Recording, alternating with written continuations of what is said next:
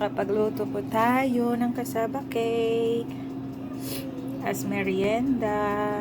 Lagyan na natin ng cheese kasi paluto na siya. Cheese as a toppings, tapos lagay natin ulit sa oven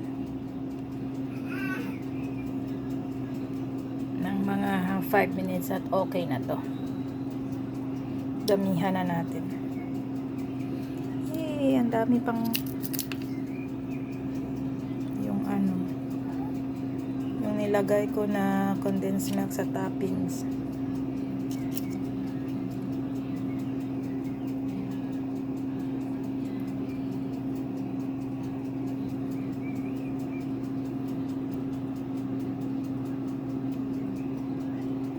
Ang ginamit ko po palang cheese is Gouda cheese, yung sa goat cheese. We'll see if masarap kasi wala akong Parmesan cheese or mozzarella.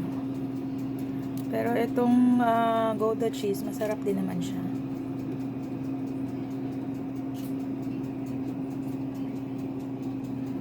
Ayan, inubos ko na.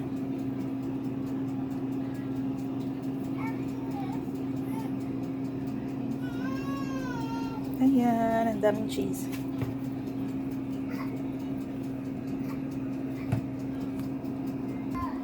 Ayan, ibalik na natin siya sa oven ng mga 5 minutes.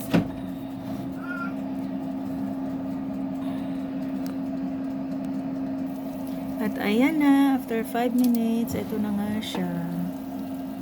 Pwede na to. Luto na.